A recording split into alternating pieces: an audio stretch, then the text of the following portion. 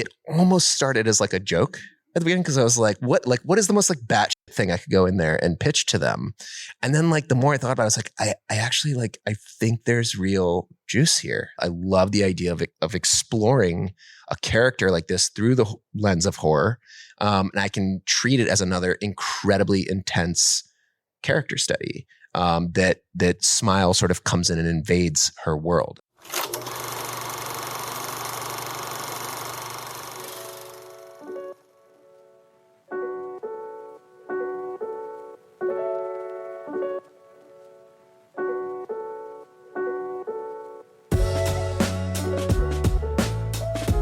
Hello, and welcome back to The Director's Cut, brought to you by the Directors Guild of America.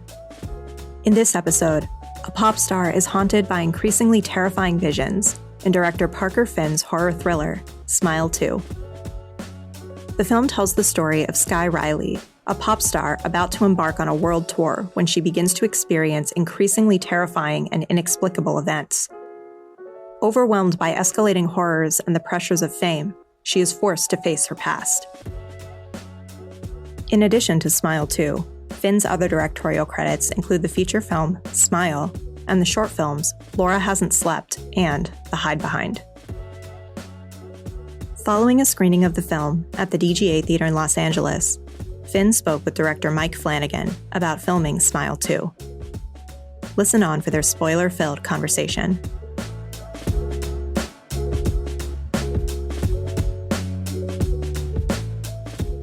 I grew up in Northern Ohio, sort of in between Cleveland and Akron. My dad was a cinephile and worked sort of in like the early era of like home theater, like back before anybody was even saying those two words together, home theater. So like movies were a really big thing in my house, and love movies. And, you know, my mom had been a school teacher, so like I always had to have a book in my hand. And so like I was sort of, you know, enveloped by storytelling. Movies were the thing. I think when I was like a little kid, I guess I wanted to be an actor because like that's what I saw. I didn't really understand that like there were people making these. They just sort of, movies sort of seemed just like handed down from above, fully formed, you know? And it wasn't until I sort of started to understand like, you know, the Spielbergs and the, you know, James Camerons and the Ridley Scotts of the world. I was like, oh, like that's what I want to do. But, you know, how to do that felt like it was happening on another planet. So I didn't know. So eventually, you know, I started writing, and I was always also like making little home movies, like stealing my dad's camcorder and stuff like that. And eventually worked my way west and got out here and was writing and making shorts. And then, you know. Do you remember a movie that you saw where you started to feel the craft? Like one where you weren't just lost in the story and you started to notice filmmaking for the first time?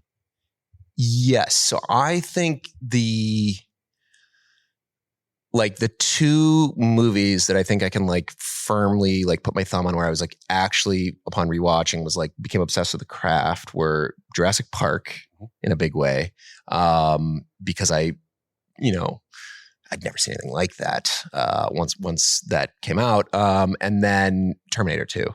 You know, I wanted to know how they had done all of that, you know, like, and I loved both, like practical special effects, but I also was like, so like my brain was blown by the, you know, T-1000 and all of that. So, I remember those really becoming obsessed with like, how did they make these two movies? So that probably started that for me.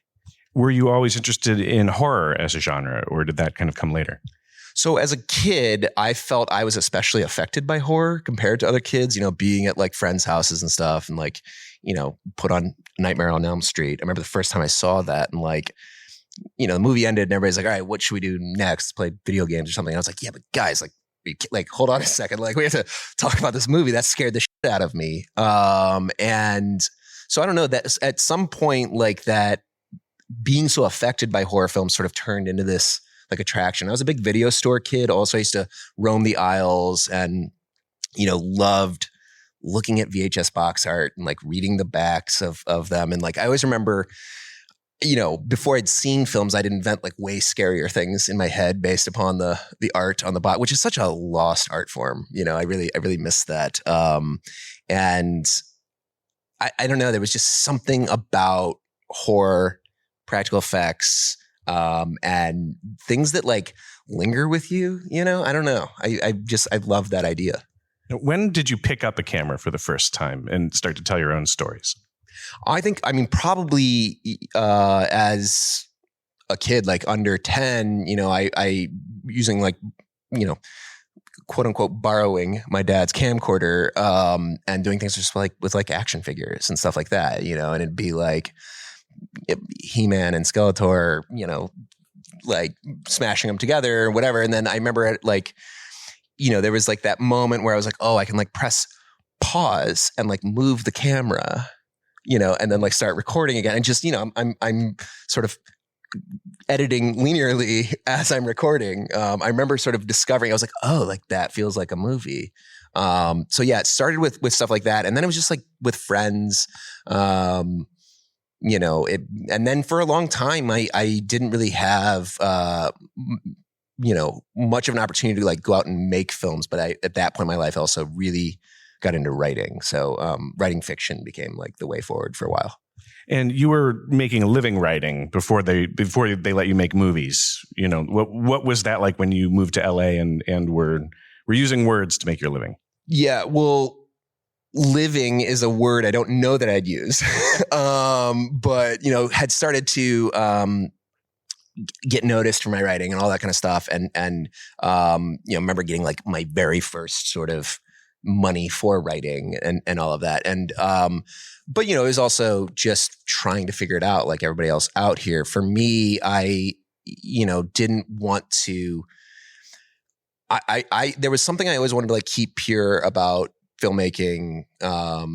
You know, I never like, I love music videos. I think sometimes some commercial directors make amazing things, sometimes really pieces of art that are also commercials and stuff like that. But I never wanted to like do any of that. I was like, if I'm going to pick up a camera, like I want to make like a narrative, you know? And so,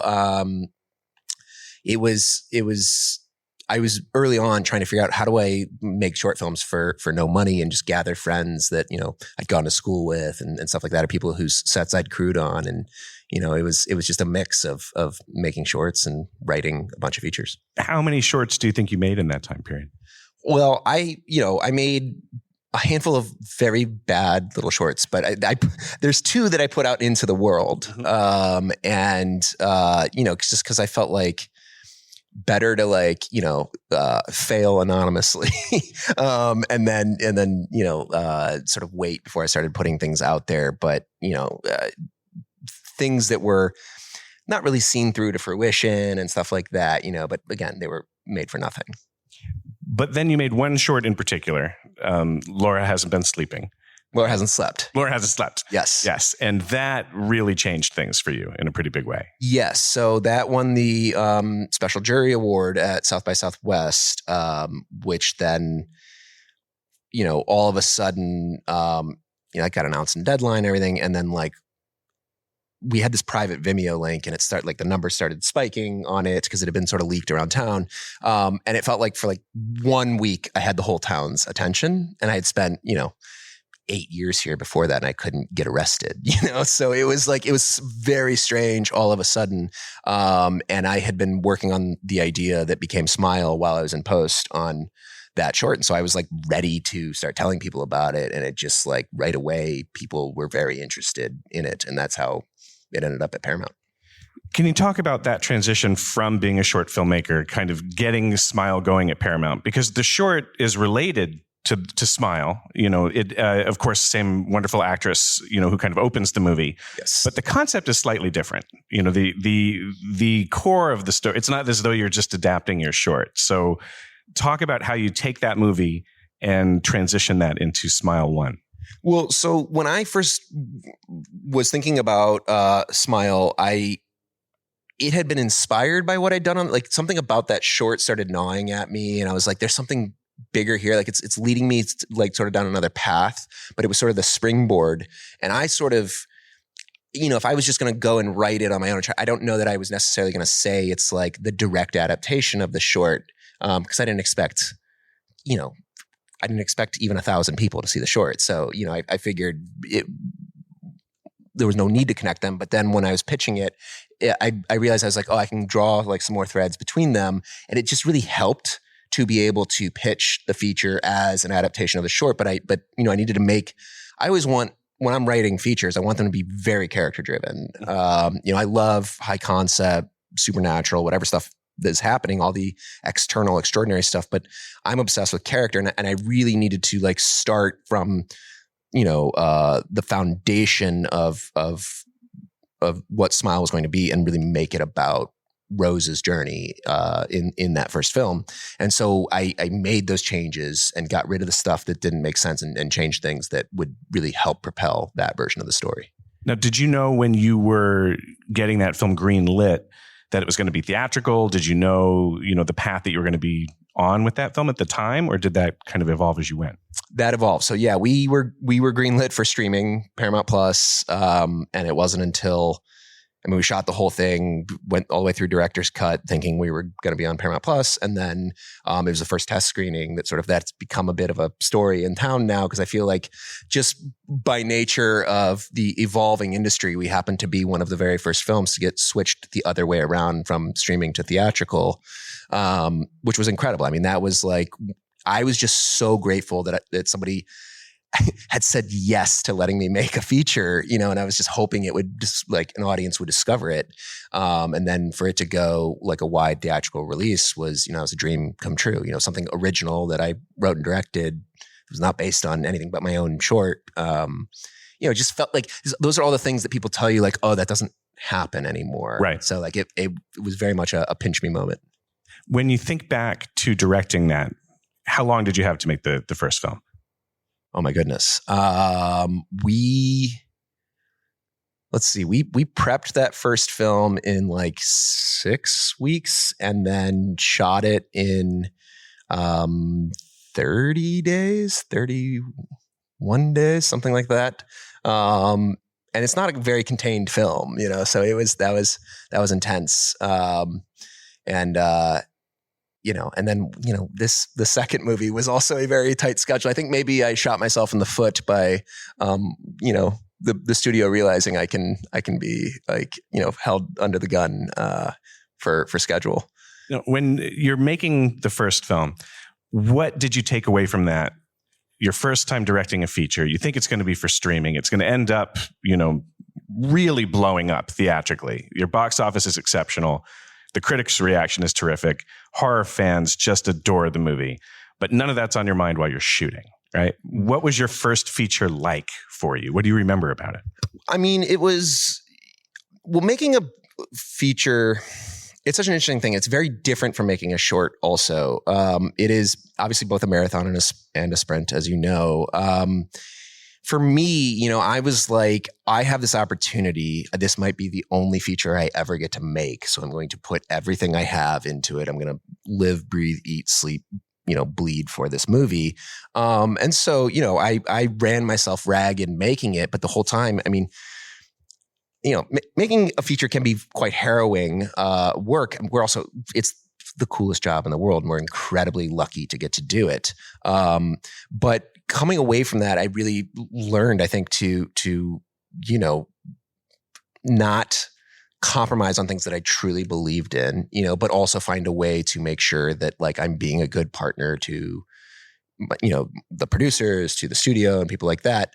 That was a huge part of it. And then the other thing too that is so different from a short really is tracking performance across the entirety of making a feature, is something that you really, when you're making something that's very character driven and that has a real escalation, like sharp escalation in the character's emotional state, tracking that across production that you're shooting all out of order, was a very unique challenge on both that film and Smile 2. And, I learned so much on that first one that I brought into the second film.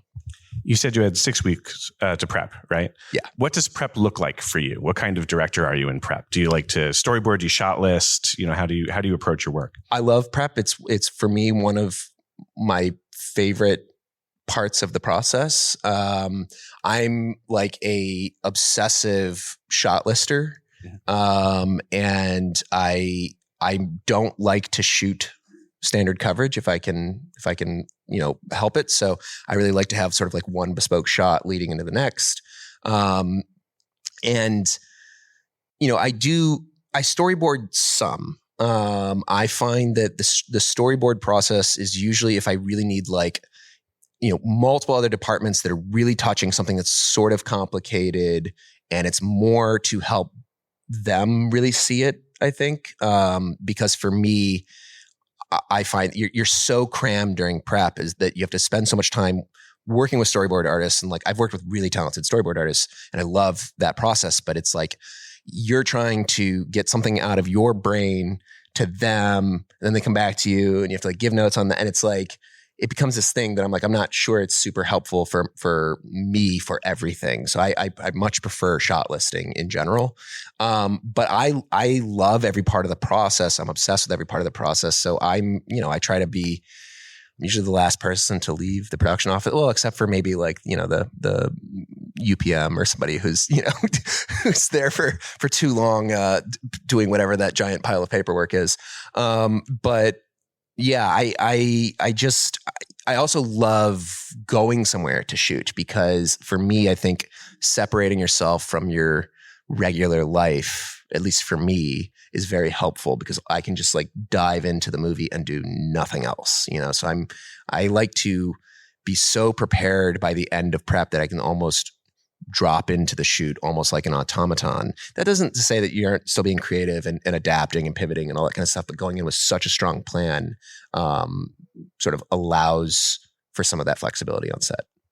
I think that kind of planning, I work very much the same way. And I think a lot of people that came up in DIY filmmaking, especially in shorts, when you had to pull your friends together, showing up without a clear plan becomes an insult kind of to everybody else who's there helping you. And so a lot of people that start that way, I find, are meticulous shot listers. Yeah. One of the big jumps going into the first Smile, coming from doing all these independent shorts, is letting go of doing everything yourself. Sure. I remember we'd go look at a location. I'd be like, well, where are we going to park the trucks? And they're like, you shouldn't worry about that. Don't worry about that, man. We'll figure it out, So that kind of stuff could be, it's freeing though, because it just allows you to wear the massive hat of actually directing the film. But that's a huge transition. Yeah, it's interesting that they can teach you all the technique, and you can learn so much of that on the fly, but learning how to properly collaborate with a real crew and with your department heads, giving them trust, giving them ownership and authorship over their part of this mosaic that you're making. No one really can teach you that till you're there, what that looks like. Totally agree. And you're on this, you're on the ground, you're making the movie. You think you're making your first feature that's going to go out to streaming, but that's not the way it goes. So you then kind of live what I think a lot of younger filmmakers, when they're making their first features, they dream about an outcome like you had. Can you talk about the transition from expecting this to be, okay, it's my first movie, it's going to be seen on Paramount Plus, to what actually happened with Smile? I mean, it was incredibly surreal, and it happened very fast. I mean, after that test screening, I do feel like, I have probably spoken ad nauseum about this, but after that first test screening, those studios started having these screenings on the lot for all the executives from all the different departments to come in and educate themselves on what this movie was that they had made. And then I heard they were having, P&L meetings after the fact, and as soon as that started coming through, I was like, well, that can't mean what I think that might mean. Right. And then, we got the call and they brought us into the marketing office and told us that, we're going to do this. We believe in this movie and we're going to push it, into a wide release. And within a few weeks, we had a 30-second teaser in front of Top Gun. And it was it was so surreal to feel that happen. And then, again, when you're making all this independent stuff, your shorts and things like that, there's this whole process of when you're talking to people and you're trying to educate them on your work and what you've done. Right. And because people, they probably haven't sought out your small independent shorts and stuff. And then suddenly I just had this movie that was in the air, and that was incredible. It felt, it was overwhelming in a way. felt very much like thrown into the deep end. But it was the most exciting thing in the world. And like the sliding doors, I feel like that had to sort of align for that trajectory. Because the movie also survived regime changes at the studio. I mean, it was just like, it's crazy that the things fell into place that way. And I find so rarely in life does reality outdo your wildest expectations. And this was one of those very rare cases. And I'm just eternally grateful. When did you know that there was going to be a sequel? Well, that's a like, there's two ways to look at that question. So I think pretty quickly on, I knew there was going to be a sequel. It was whether or not I was going to make a sequel. Right. So, we were still only like a couple weeks in a release, and the sequel talks started happening. And they were like, if there's an opportunity, if you're interested, we'd love to hear a take from you. And so I went away, and I was like, I remember I was so close to the movie. I mean, it was my first feature, and I was, it was like, I don't have children, but for me, that was sort of the equivalent of me giving birth to my first child, and it meant everything to me. I couldn't even think of having a second child at that point. Right. And so I went away and like really started to think about it, and like anything in like that first, few weeks up to a month that I came up with, I just like threw away right away. Cause I was like, it's too obvious of a direction to go. And I tend to be like suspicious of sequels sometimes. I think a lot are made very cynically. And I was like, well, if I'm really going to take this on and I'm going to commit the next, 2 years of my life to making this movie, I have to be able to fall in love with it all over again, as if it's, as if it was always something I was going to make. And I sort of stumbled on this idea of this pop star, Skye Riley, that Naomi Scott plays in the film. And I was like, it almost started as like a joke at the beginning, because I was like, what is the most like batshit thing I could go in there and pitch to them? And then like the more I thought about it, I was like, I actually like, I think there's real juice here. Like, I love this idea. I love the idea of exploring a character like this through the lens of horror. And I can treat it as another incredibly intense character study. That Smile sort of comes in and invades her world. And I loved how different her world was from the first one. So I went in, I was like, guys, this is going to be a big swing. And to Paramount's credit, they said yes. It's interesting because I think of the first film as being very claustrophobic emotionally. It feels very intimate, but so does this one. And even though your canvas is so much larger and the scope that Skye's world inhabits is so much bigger, it still feels like she's all alone, both on screen for most of it and just emotionally in her life. What was it about this character that dug into you? And when did you start to think of Naomi for it? Because she's spectacular in it. Oh my gosh, she's so good. The character, I mean, it's exactly what you said, that feeling of being alone. I was fascinated by this idea of a public figure who is sort of, living this persona and is always expected to be performing and always on and sort of, if I'm being cheeky, greeting the world with a smile, but, and I'm looking like right now, I think we're at this sort of peak sort of parasocial relationship as a culture with fame and celebrity and fandom and all of that. And some of these performers, I mean, we venerate like gods. I mean, it's like any other time in history and you would call it a cult, and to me that I was like, well, what's going on with the real people behind the scenes? That's a real human being there. And, I immediately just threw myself into so much research, every documentary I could find, every, article, essay, interview, and really just got fascinated with this world. I mean, I don't come from the world of music. I love music. I've always loved pop music. My mom was a jazzercise teacher, and she used to, do her like rehearsals at home. And like, so my growing up, the house was always filled with like the sounds of Madonna and stuff like that. So it's been a part of my life forever. And, I don't know. I was like, I felt like I had never seen anything quite like this. And so it just got very, very exciting to me. And then Naomi and I met for a coffee. It was supposed to be like a 30-minute coffee. And then like 2.5 hours later, I was like, oh my God, like there is this whole side to Naomi that nobody has ever captured and put on screen before. And I could tell she was so hungry to sort of do something different. You know, I think she had sort of, you know, people had sort of associated her with the roles that she'd played wonderfully, but it was not what she was looking to do anymore. And for me, I saw this like hunger in her eyes that I thought was so exciting, you know, to get to partner with, because I knew what this movie was going to require. I mean, this is a very, very intense role, very intense performance. And, you know, the film is so subjectively tied to her. She's in every scene. The camera's either basically looking at her or at what she's looking at. And, you know, to have to be at that level of emotion all day, every day, and have to learn songs, do pre-records, like learn choreography. And she did her own performing. Yes. For all of that. Yes. She happens to be an incredibly talented musician. And, you know, I had started working with some music producers before we started casting, just because there was no time. So I had to get that process started. And then she really came in and helped bring all that to life as well. But yeah, and then she worked with our choreographer, Celia Ralston Hall.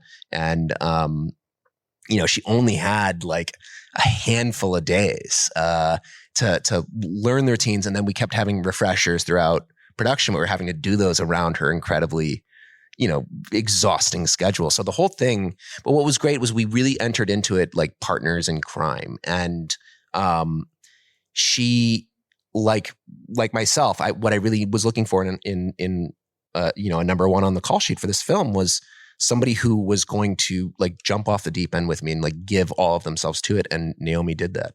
Oh, absolutely. One of the things that I think is also fascinating watching this tonight, your bag of tricks as a director grows so much between the two films because you're not repeating yourself, which is, I think, something that happens when you come into any sequel, and you're under pressure to make a sequel to a very successful first film, but you're also under another kind of pressure because it's your sophomore film, which puts an enormous amount of weight on somebody. But there are two sequences in particular that I'd love to chat about just briefly. Yeah. Because, so the scene where Naomi's in her apartment and she destroys the bathroom, comes around the corner, she sees those grinning fans, and you have this beautifully choreographed kind of red light, green light sequence of her trying to make it to the door. Can you talk about how because that felt so musical, it felt like dance. It felt like you were taking what otherwise could have been kind of a rote jump scare moment and turning it into a full-on set piece that I was fascinated by the way you approached it, by the way you cut it, by the rhythm of that scene. Can you talk a little about how you did that and got those performances? Yeah. So when I wrote that scene in the script, I love this idea of introducing all these elements of choreography throughout the film because it's so part of her life, and the way that the sort of smile melody entity, whatever it is, the way it works is that it sort of like gets into the cracks of your brain and like uses your stuff, your own personal stuff against you. So it felt like a really interesting place to go. And I love the idea that like this sequence could sort of transcend the genre and reach for something that is definitely horror, but also something else, you know, got me really, really excited. And so we did choreograph it basically like a dance. And, you know, we talked a lot about, you know, I loved this idea of something that feels like it could be, you know,